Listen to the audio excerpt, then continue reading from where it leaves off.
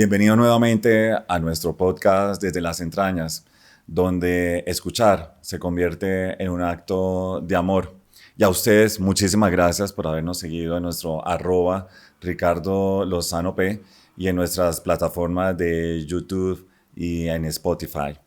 Nuestra invitada de hoy desempeña, yo diría, el papel más difícil de todos y todas. Habla de lo que nadie quiere hablar, de violencias que han sido silenciadas, ocultas, inclusive y que avergüenzan. Es la violencia sexual. Ella es politóloga, es abogada, feminista y defensora de los derechos humanos y el derecho internacional humanitario de niños, niñas, adolescentes, jóvenes y mujeres. De esa misma manera, como nada en esos temas tan delicados y tan serios, también puede hablar de temas muy, muy sencillos como la música. Es solidaria, altamente empática, es coherente, muy sensata y muy directa. Gran profesora, brillante como amiga. Las palabras más comunes que ella usa es: siga siendo berraca mujer, usted es una dura, usted es brillante, usted puede. Esas son las palabras que ella usualmente siempre usa, pero además yo diría que ella misma, en su propio camino que ha construido, brilla con luz propia, una luz blanca que ustedes van a ver ahora cuando la presentemos, y que además inclusive forma parte de sus canciones favoritas, de su rock and roll del alma.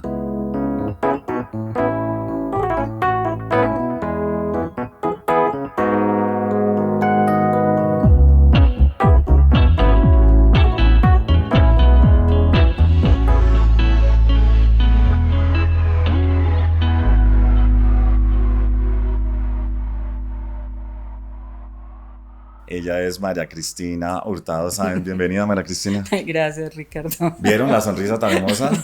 No me equivocaba con eso. No, hizo mucha investigación de chisme. Usted es un chismoso de miedo. Sí, tus grandes amigas, además berracas y valientes, como tú las llamas, ¿no? Quisiera comenzar por esos temas tan delicados, María Cristina, o profe María Cristina, como también te llaman, precisamente que nos muestran una realidad de Colombia. Y cuando estaba investigando sobre estos temas tan delicados de nuestro país, de la realidad de nuestro país, inclusive de nuestra cultura, tú me decías: léete una frase muy importante, ¿no?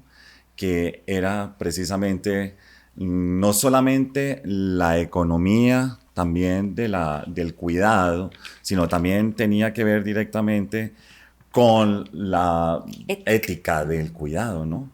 Esa palabra cuidado una vez cree que es muy, muy sencilla, ¿no? Pero es poderosa y muy grande. Cuéntame un poquito qué significa esa ética del cuidado o la economía del cuidado, que muchas amigas tuyas también nos hablan de ello. Bueno, yo quiero decir que primero, como feminista, sí, eh, creo que la carrera más hermosa y la bandera más hermosa que nos ha costado mucho a las feministas es la lucha por la igualdad, por la dignidad, por la integridad, por el reconocimiento de la equipotencia entre hombres y mujeres, entre seres humanos.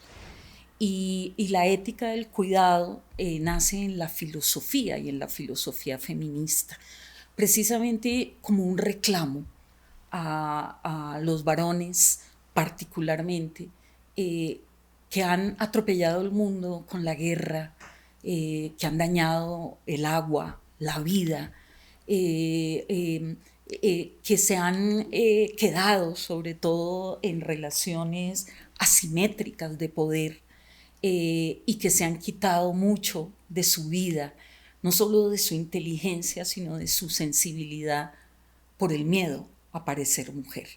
Porque es que pareciera que el amor, el cuidado del otro y de la otra, la protección, la sensibilidad, ¿sí? Fuera un atributo femenino. Y no, es un atributo de los hombres y de las mujeres. Y entonces, cuando a los hombres les han mutilado esa parte, ¿sí? Se pasan la vida denunciando eso, ¿sí? cuando lo ven en otro hombre.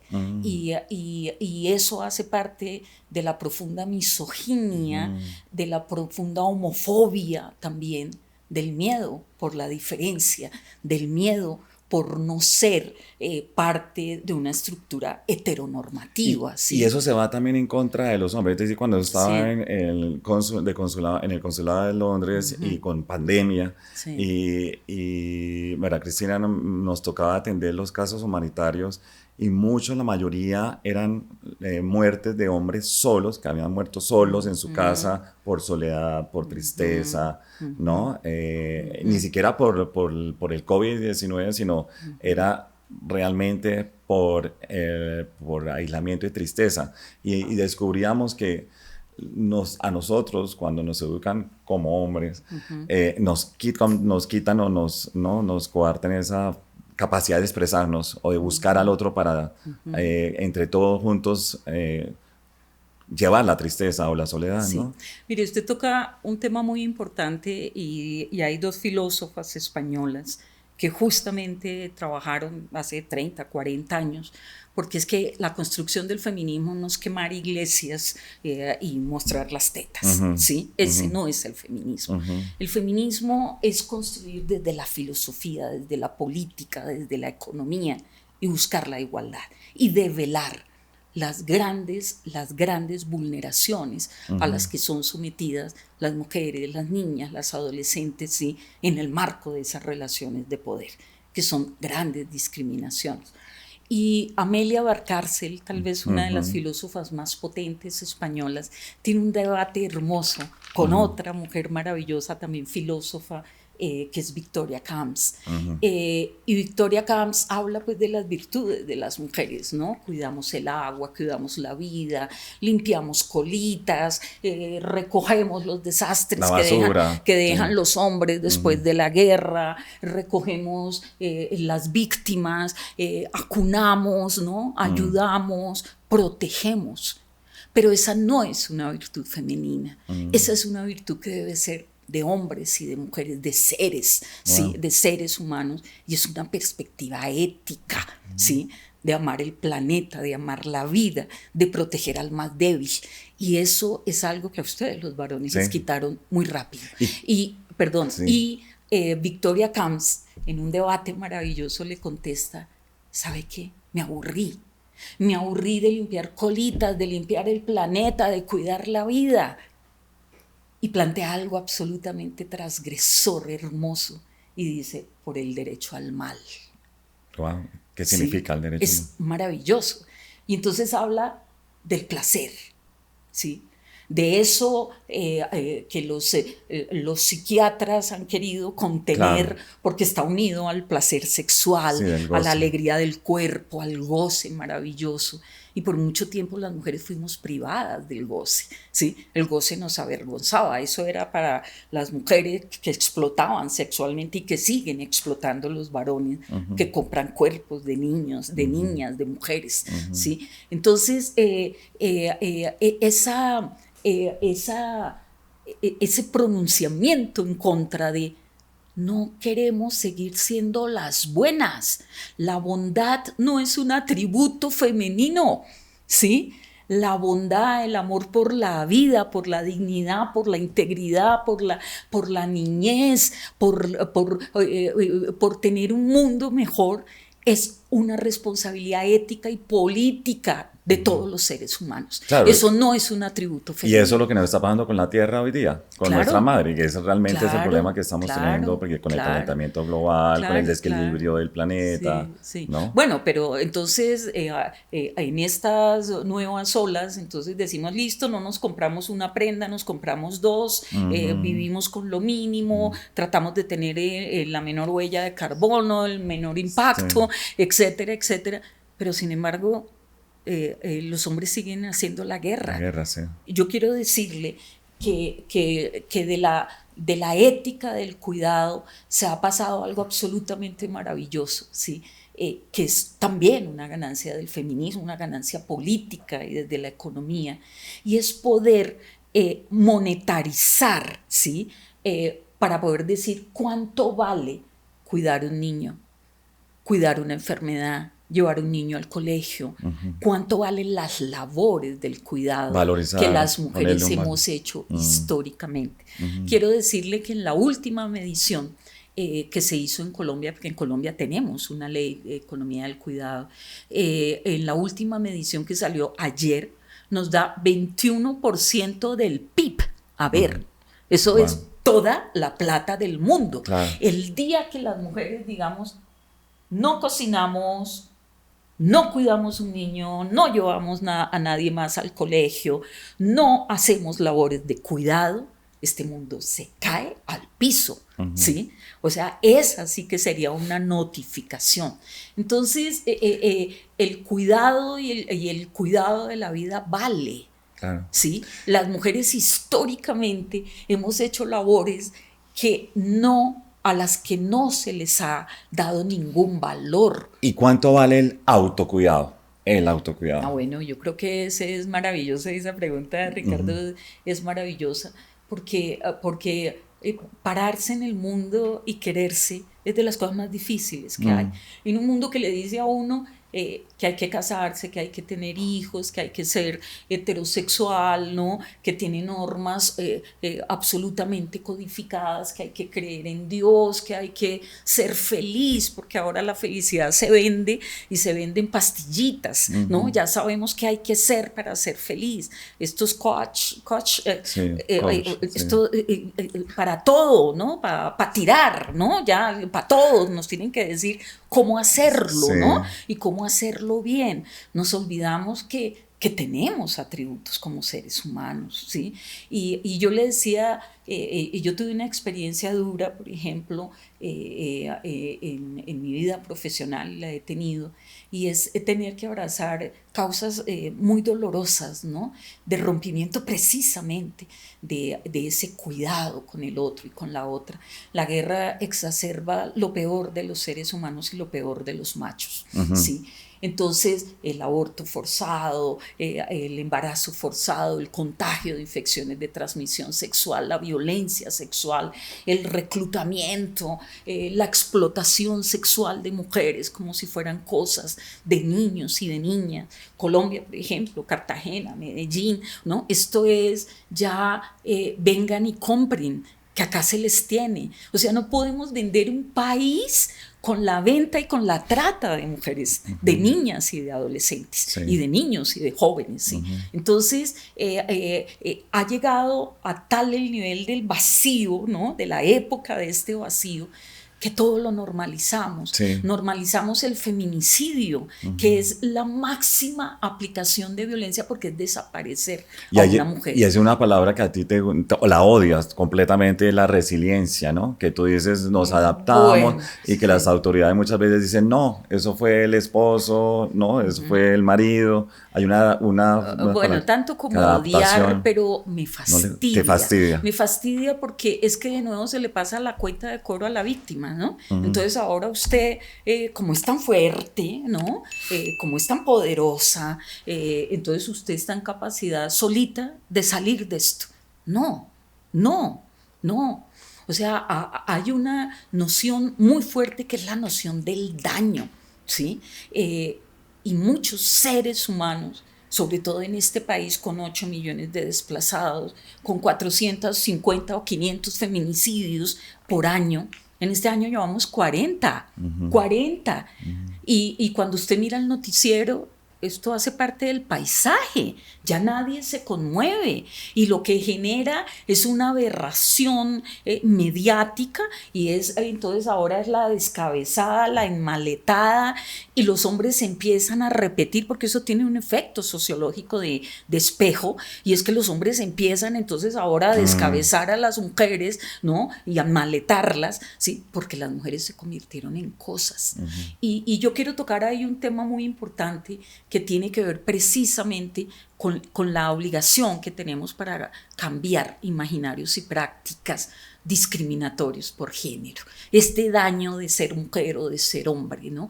Y yo creo que tiene que ver mucho con esa socialización, la forma como nos socializaron. Esos primeros 5 o 10 años de nuestra vida son definitivos en nuestra vida emocional, ¿sí? En la capacidad que tenemos de conectarnos después con el otro, en la compasión. La compasión es la capacidad de ponerme en el lugar del otro y sentir el dolor, sentir la exclusión y sentirme parte de este planeta y de este proyecto de vida. Entonces, esas son conexiones que hemos perdido, ¿sí? Y que hemos perdido precisamente con un modelo patriarcal que primero socializa a varones con pornografía. Nada más violento que la pornografía, Ricardo, ¿sí? La sexualidad tiene que ser maravillosa, deliciosa, juguetona, ¿sí? No podemos morir de amor, ¿sí? Yo le decía ese concepto de la completud y andamos por la vida buscando a alguien que nos complete. ¿Y quién nos dijo que no somos completos? ¿Sí? Pues claro que somos completos. Necesitamos, por supuesto, amar, pero claro que es absolutamente importante. Pero el amor no se compra en carulla, el amor es una construcción. Sí, es una comunión ética con la pareja. Total, total. Y tiene unos niveles de dificultad enorme. Entonces, en la medida, ¿no?, en que vamos rompiendo estas conexiones, entonces nos socializamos con pornografía, ¿no? Creemos que la sexualidad es todo ese delirio, ¿no? Delirio además que es imposible de producir y que convierte sobre todo a las mujeres y a algunos hombres en cosas, en pedazos de carne. Tú hablas de algo muy interesante y tú dices que todos estos códigos éticos, lo has llevado a códigos éticos y que inclusive tú lo llamas casi religiosos, casi una religiosidad propia tuya. ¿En qué consiste esa religiosidad? Sí, no, pues a mí me preguntan mucho, ¿no?, si soy creyente o no creyente. Pues yo no soy teísta, yo no creo en ningún dios. Creo en unas diosas maravillosas, la diosa Kali, por ejemplo, de Kali, de la Yursenar, es una maravilla. Son diosas poderosas, transgresoras, irreverentes, deliciosas, gozonas, ¿sí? Pero yo no tengo una perspectiva teísta. Yo creo que antes de la religión, que produce guerras, que produce enfermos mentales que matan por un dios, yo creo que tenemos es que instalarnos en la construcción de una perspectiva ética. Eso sí nos salva. Claro. Eso sí nos salva cuando peleamos por la vida, por la dignidad, por la integridad. Y eso fue lo que te salvó a ti también de tu cercanía a la muerte, porque también estuviste muy cercana a ese pensamiento de transformación. Sí. No, yo voy a recoger mucho eso, porque quienes hemos trabajado en esto, y sobre todo las mujeres, terminamos asumiendo esto con mucha pasión, con mucha entrega. Y cuando uno se acerca a la violencia sexual, de niñas, de adolescentes, de mujeres, es una herida profunda. Y yo en algún momento creí que eso se podía hacer y que yo tenía toda la fuerza. Y no, porque yo me reconozco como un ser sensible. Por eso me duele lo que nos rompe como seres humanos. Y cuando tuve que hacer una primera investigación con 2.600 testimonios de mujeres y de niñas víctimas de violencia sexual en el marco del conflicto armado, yo pensé que era entregar el informe, ir a Naciones Unidas, presentarlo, sacar el auto 092, llenarlo de testimonios, mover lo que había que mover, ¿no?, desde el punto de vista político, ético, pero eso tiene un impacto en nuestras vidas, ¿sí? Y inevitablemente estos dolores se nos instalan. Y quiero decirle que yo terminé teniendo un cáncer de útero y tuvieron que sacarme todo. Dios. Yo que siempre utilicé mi aparato reproductivo como un patio de juegos, porque nunca me quise reproducir, ¿sí? Además porque la reproducción, en mi caso, y respeto a las madres y las quiero y peleo por ellas, por favor, y por sus hijos, pero yo decidí muy temprano, a los 14 años, que yo no iba a traer un hijo a una hija, que ya era muy difícil porque uno no le puede pedir permiso a un ser humano para traerlo a un mundo tan terrible como este, ¿sí? Y si ya me había tocado a mí, yo no se lo puedo imponer a alguien a quien no le puedo consultar. Pero esa es mi posición. Claro. No significa que sea una verdad. De ahí en adelante he podido pelear por la dignidad de niños, de todos. niñas, de mujeres, Sí. ¿sí? Porque esta es una obligación, porque yo creo que al mundo vinimos y empezamos a descubrir atributos, ¿no? Atributos, y esos atributos hay que ponerlos a jugar. Y también investigando más sobre ti, investigando sobre todo con mujeres, los nodos de mujeres diásporas en el planeta entero, inclusive nuestras amigas en Londres, la admiración que tienen hacia ti va mucho más sencillamente por ser mujer o porque defiende los derechos de ellas, sino porque eres un ejemplo, o sea, tu cuerpo mismo, lo que has hecho de tu cuerpo, lo que has hecho de ti integral, es un ejemplo para ellas de bienestar propio primero y luego seguir protegiendo a ellas, ¿no? A las demás. Eso lo admiran muchísimo, ¿sabes? Sí, no, mire, yo creo que el feminismo, sobre todo el feminismo, que es una posición política, filosófica, ética en el planeta, que lo único que quiere es igualdad, dignidad. Eso es lo que quiere el feminismo, por eso nos tienen tanto miedo. Uh-huh. ¿Sí? El feminismo no quiere desaparecer los machos. ¿Quiénes tienen miedo? Pues, principalmente los hombres, porque sí, en alguna medida estamos descolocándolos del ejercicio del poder. ¿Sí? Les estamos quitando privilegios históricos. Estamos entrando a esas posiciones de poder que históricamente eran de ellos. Y ahora somos jueces, magistradas. Fuiste autora de la ley también, precisamente. Coautora, sí, porque logramos con un montón de mujeres de este país, Florence, las organizaciones sociales de todos los colores, sentarnos en una mesa y hacer una ley contra una vida libre, por una vida libre de violencias contra las mujeres. Y de por sí, por ejemplo, en la defensa también de los derechos de la comunidad LGBTQ también. Ricardo, el feminismo ha iluminado el camino de las grandes transgresiones. Y uno de los caminos que iluminó fue precisamente el del ejercicio de la diversidad sexual y de los derechos LGBTI. Cualquier persona de los colectivos LGBTI le tiene que decir, gracias al feminismo hemos logrado. Yo fui subsecretaria de Mujer, Género y Diversidad Sexual en Bogotá, y acercarse uno a esas comunidades implica de nuevo conectarse con el dolor, con la violencia, porque si las principales víctimas de la violencia machista y patriarcal son las mujeres y las niñas, después siguen las personas LGBTI. ¿Por qué? Porque como usted, querido Ricardo, sí. Hombre corajudo, lo que hizo fue transgredir el código heteronormativo, el código de los machos, ¿sí? El código de quien deseó de diferente manera, que no deseó a una mujer, sino que deseó a alguien de su propio sexo. Uh-huh. Y eso los hombres no lo perdonan. Uh-huh. Sobre todo porque hay un miedo ancestral a la homosexualidad, ¿no? Un miedo profundo al deseo, ¿sí?, entre personas del mismo sexo.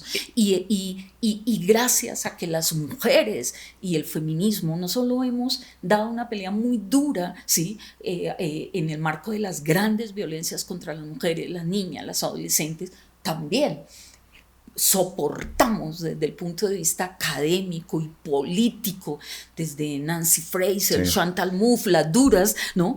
Todas hemos peleado, ¿sí?, por la igualdad. Es que el feminismo pelea es por la igualdad, no por la igualdad de las mujeres. ¿Y qué pasa con la familia? Listo. ¿Cuál es el concepto de familia entonces, en todo esto? Sí, ¿en dónde queda la familia? Esa es una pregunta muy importante. Mire, esta es una sociedad que le quema incienso a la familia y a la familia nuclear, heteronormativa, ¿sí?, funcional, lo cual es mentira porque todas las familias somos disfuncionales, inevitablemente. La familia, ante todo, es un escenario de poder. Es donde todos nos notificamos que hay alguien que manda, ¿sí?, y que yo tengo que obedecer. Entonces, la familia puede ser, como dijo Stanislao Zuleta, un océano de mermelada sagrada, pero no lo es. La familia, Ricardo, ¿sí?, Y cuando miramos las cifras del forensis, de medicina legal, la familia puede ser el primer escenario de violación de derechos. La familia, ¿sí? El 80% de los delitos sexuales recaen sobre niñas entre 10 y 14 años y luego siguen las niñas entre 5 y 9 años, ¿sí? Vivimos con el enemigo. La familia no es un lugar neutro ni es el nido sagrado. La familia puede ser también el escenario de las grandes violaciones de derechos, donde además creamos nuestra identidad. El día que un sobrino jugando le pegó una cachetada a la abuelita, ¿sí? En el momento en que uno normaliza ese comportamiento, ¿sí? Ya los niños empiezan a decir, es que las mujeres valen menos, ¿sí? En el momento en que uno manda a las niñas a jugar ollitas y a los niños a estudiar matemáticas y a ver un videojuego complejo, ahí mismo está uno creando el escenario de las grandes discriminaciones que luego se convierten en violencia. Entonces, yo creo que tenemos un reto muy grande y es desactivar esa bomba patriarcal. Usted y yo no hemos querido tener hijos, creo que ya no los vamos a tener. Pero quienes han asumido esa responsabilidad enorme, que es el relevo generacional de la vida, nada más y nada menos, ¿no?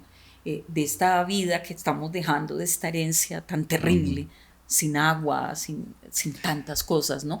Pero o lo cambiamos ahí, ¿sí? O vamos a seguir recogiendo mujeres, ¿sí? A quien en la narrativa feminicida, Ricardo, lo último que dice el feminicida, perdón, es que o es conmigo o es con nadie. Ese panorama es muy real, muy cierto, inclusive ejerciendo como cónsul tuve que darme cuenta de estos comportamientos y de estos feminicidios.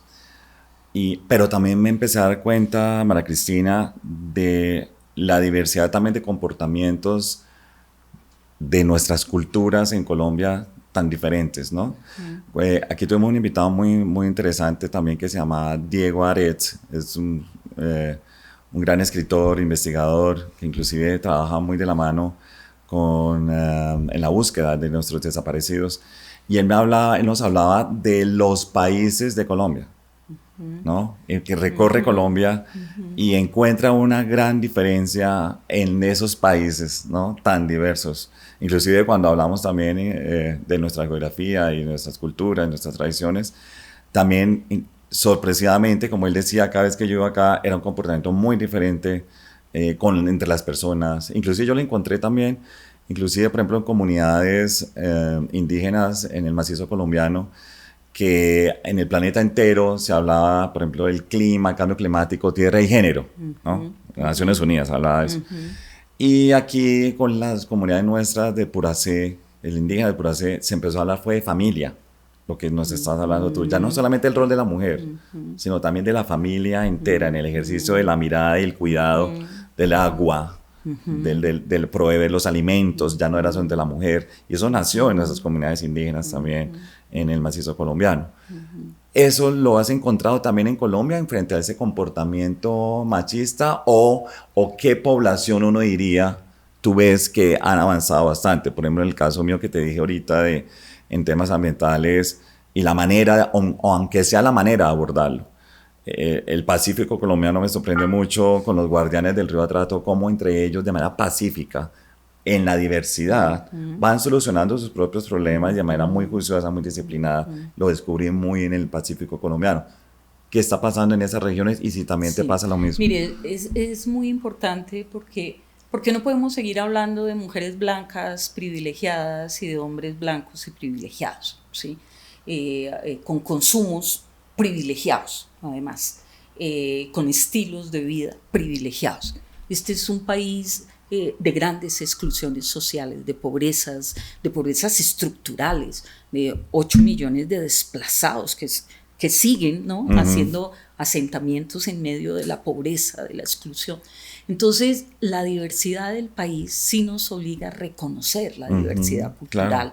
¿Sí? Si yo, por ejemplo, si yo te estoy viendo ahorita, ¿a dónde voy para transformarme, para cambiar? Es decir, yo identifico todo lo que tú me estás diciendo. Digo, a partir de mañana voy a ser un hombre diferente. ¿Qué debo hacer? ¿A quién debo recurrir? Así como lo hacíamos, fíjate que lo hacíamos allá también en el consulado, y era que teníamos un teléfono claro, a las mujeres les decíamos frente a ese tema de feminicidio, cuando se sentían amenazadas, ellas tenían claramente un teléfono para llamar cuando se sentían amenazadas, ¿no? Para llamar, para prevenir. ¿Qué pasa lo mismo frente a un hombre cuando dice yo quiero cambiar? Yo siento que soy heredero de esas costumbres. ¿A quién recurro? Y ustedes los hombres y nosotras las mujeres tenemos una responsabilidad muy grande. Las mujeres no podemos seguir jugando a ser las princesas del cuento, que necesitamos que un hombre venga y nos rescate. Sí. Las mujeres necesitamos proyectos individuales, vidas propias, y ustedes también. Los hombres no pueden ir por la vida dejando la teta de la mamá para cambiarla por la teta de la novia y luego por la teta de la esposa. ¿Sí? O sea, tenemos que ser seres funcionales. Los hombres tienen que aprender a cuidar su vida, a cocinar, a cuidar, a limpiar, a ser funcionales, a ser seres humanos, o sea, a hacerse cargos de sí mismos, a cuidar la vida. Entonces, las grandes transformaciones empiezan en nuestro hogar, en nuestra pareja, en las construcciones diarias, en el chiste sexista, Ricardo, que uno oye, ¿sí? Y se muere la risa. Un momento, hay que decirle al amigo, perdóname, pues, ¿sabe qué? Yo no estoy de acuerdo con eso. Tú hablabas que no tenías Dios, pero sí tienes un Dios, ¿no? Tienes a Robert Plant y tú dices que eres ¿por qué él sí es tu Dios? ¿Por qué? Pero es que ese es un ícono erótico, sí, de la absolutamente delicioso. Kashmir, ¿qué nos habla Kashmir? ¿Qué te hace? Kashmir tiene, entre otras, unas connotaciones étnicas maravillosas. Y una de las bellezas de Robert Plant es que fue un ícono, ¿no? Pero además un ícono hermoso, vigoroso. Stairway to Heaven era, pues, ¿no? Sí. Enloquecer a hombres y mujeres. Y Robert Plant ahora es un musicólogo, un investigador, se fue para los Estados Unidos, estudió la música autóctona de los Estados Unidos. Y él casi que se avergüenza de su vida anterior del rockero ícono, ¿sí? Y es un músico. Entonces, yo lo respeto y lo admiro como músico, ¿sí? Pero además es un hombre que va a cumplir 80 años y todavía, pues, perverso, porque es de mis perversiones, sigue invocando mis deseos más profundos, ¿no? O sea, es eso, ¿no? Es la belleza. Pero la belleza no tiene edad. Y en esta búsqueda que estamos teniendo en esta conversación, ¿no debe ser también que es a través de la música? Que esa es una de las respuestas que estamos tratando de encontrar hoy. El mundo puede ser feo, puede ser muy feo, pero lo que siempre estamos buscando es la belleza, ¿sí? Y a la belleza no todo mundo tiene acceso. Sí, es un privilegio la belleza. ¿Cómo accedo a la belleza? Sí. ¿Cómo se accede a la belleza? Yo creo que hay diferentes formas de ver la belleza, Ricardo. Las mujeres de María la Baja la encuentran cuidando su naturaleza, cuidando sus hijos, cuidando sus pollos, sus animales, cuidando la vida, ¿sí? Y las expresiones, por ejemplo, musicales que tenemos en Colombia son preciosas, absolutamente conmovedoras, porque además el arte es una forma de exorcizar el dolor. Yo me acuerdo trabajando en la Defensoría del Pueblo y me tocaba con víctimas de violencias, de las peores violencias, la mujer que le cuenta a uno: me mataron a mi marido en la cara, me violaron a mí, violaron a mi hija, y lo va contando y va tejiendo una mochila guayú. Y yo creo que el arte, ¿sí? en sus diferentes manifestaciones, y por eso todos los pueblos producen arte, por fortuna, porque es una forma de exorcizar el dolor, es convertir heridas a veces muy profundas en belleza. Es y que viene de la naturaleza, ¿no? La exigirle belleza. a la vida, ¿sí? Cuando nos muestra lo peor, exigirle belleza. Y ahí, por ejemplo, ahí también hay una posibilidad terapéutica, ¿sí? Pero yo creo que la mayor terapia, ¿no? Y lo que más nos puede ayudar en esta mirada esperanzadora es la posibilidad, por ejemplo, con nuestros niños y nuestras niñas. Usted conoce pues mi trabajo en el tema de reclutamiento forzado y delitos sexuales de niños, niñas y adolescentes, mi ida a Londres y todo ese trabajo que hicimos con la comisión. Y yo rematé en esa oportunidad, esa intervención diciendo, al final descubrimos, y hay una película hermosa que vi, una película irlandesa preciosa. Yo había estado en Irlanda hacía 4 años, y una película irlandesa que se llama La niña muda, la niña callada, ¿sí? En inglés. Y es la historia de una niña deprivada de afecto que vive con su papá y su mamá y con 3 niñas más, pero a quien no le pasan una manito por la cabeza, que no tiene idea de qué es eso. Y yo creo que la mayor protección es el amor, Ricardo. Pero el amor no se puede dar en medio de la deprivación, ¿sí? En medio de la angustia, en medio de la pobreza, en medio de la indignidad. Entonces, yo sí creo que el amor es la máxima protección, ¿sí? La máxima protección para la niña, para la mujer, para el anciano, para los hombres. Eso que yo le decía a usted, cuando los hombres empiezan a deconstruir a ese macho insoportable, porque si hay una prisión dura, es esa prisión de ustedes, los hombres, que tienen que ser triunfadores, que no pueden hablar con otros hombres de su dolor, de sus miedos, sino solo de sus victorias, ¿sí? Yo creo que el amor, esa capacidad también de derrumbarse, de aceptar que no son ni los triunfadores ni los ganadores de todas las guerras, ¿no? Ni de todas las gestas. Aparte de Robert Plant, ¿quiénes más son tus amores? En la música, En general, en cualquier expresión, el amor tuyo. uy, no. Tus amores, aparte de Robert Plant. No. Eso lo descubrimos porque alguien nos lo contó, pero me imagino que tienes otros amores. No, en la música tengo muchísimos amores y O pasiones. en la literatura, en la poesía. No, en la literatura. En la Mire, poesía. yo no entiendo la vida sin la literatura. La literatura. ¿Quién es el amor tuyo? La literatura, y yo me acuerdo, por ejemplo, en gestiones donde me tocaba a las 6 de la mañana coger el primer avión, como nos tocó en muchísimas cosas, y todavía nos sigue pasando, y luego tener que viajar a otro país porque creíamos que sin nosotros el mundo no funcionaba, ni con lo que íbamos a decir, porque además son actos no solo heroicos de mal gusto, sino un exceso egoico. Uno termina creyendo que sin uno el mundo no funciona, ¿no? Y entonces te llevas el libro. No, yo tengo una gran formación literaria y una pasión ¿Qué literaria. ¿Qué te acompaña eso en un avión? ¿Qué libro te lleva para que te acompañe? No, mire, yo leo, pero tengo muchos amores, ¿no? Leo mucho a Nabokov, leo mucho a Thomas Mann, la Yourcenar, para mí es esa Cali decapitada de Yourcenar, nos enseña a vivir, ¿sí? Coetzee con desgracia, por favor, leámonos Desgracia. Y en ese ejercicio tuyo, con esos amores que me estás diciendo, fíjate que tú nombras tecnología, ¿no? Nombras los aviones. Pero me decías, es que la tecnología no va conmigo, pero te acompaña. ¿no? Entonces, claro, esos amores son los que te acompañan y te hacen, ¿no? Te hacen sentirte viva cuando estás dentro de un ascensor, dentro de un avión, en un carro, ¿no? Sí, pregunto. Sí, no, pero a mí lo que más me gusta es hablar con los seres humanos y conocer gente nueva. Como ahora. Y adorar, sí, como ahora.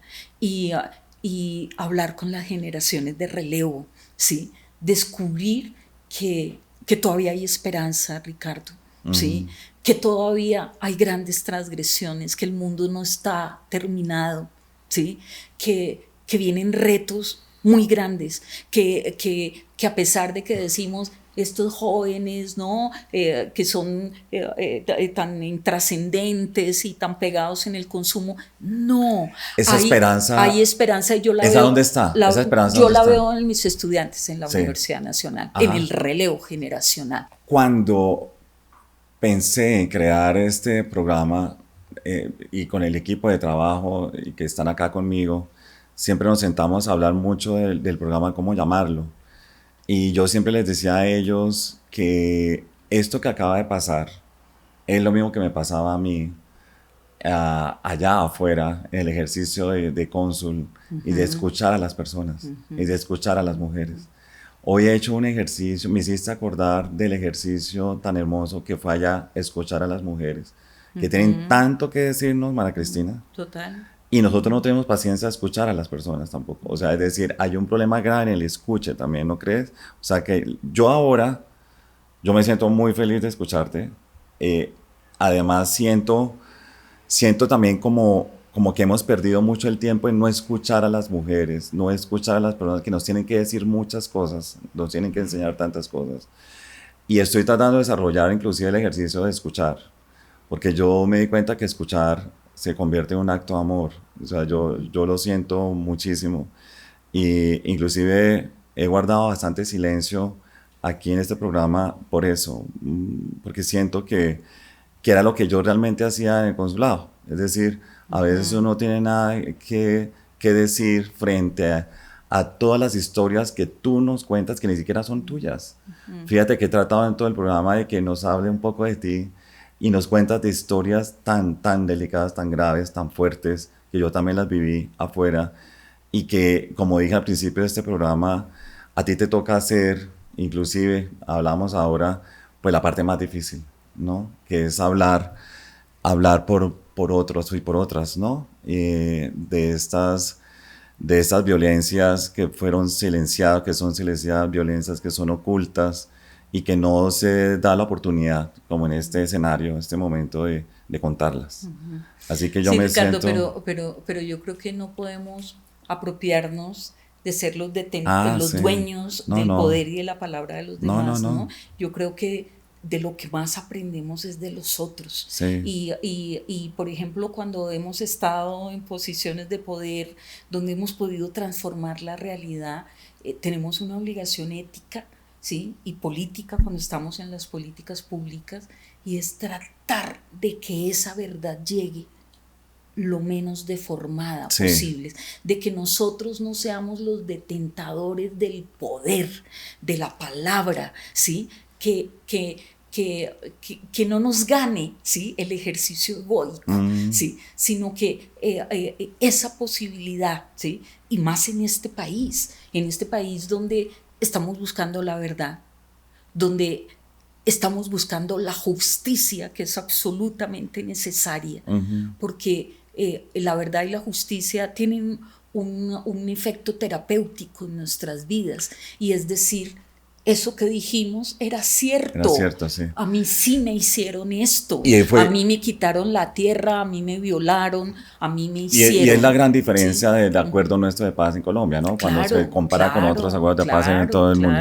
Claro. Yo quisiera, para terminar, María Cristina, ¿qué nos falta a nosotros de esta conversación para que los colombianos te escuchen de lo que hoy día nos has contado? Y que yo sé que nos falta muchísimo por contar. Yo le quiero hacer una contrapregunta. Sí, bueno. Yo quiero molestarla un poquito. Bueno. A mí usted me parece una persona valiente, porque cuando uno se mueve en circuitos de poder, mostrar las debilidades, exponerse en evidencia, y casi siempre nuestras debilidades son usadas en nuestra contra, porque este es un mundo donde usted tiene que ser normal, entre comillas, ¿sí? Afirmado, no mostrar mucho el dolor, no mostrar mucho la diferencia. Y a mí me parece que usted fue y sigue siendo un referente. Yo le decía, usted estuvo en un gobierno que a mí no me gustó, que me pareció de derecha, insoportable, malo, ¿sí? Lo puedo decir acá porque este es un espacio libre. y de las pocas figuras, ¿no? Nobles, honestas, usted.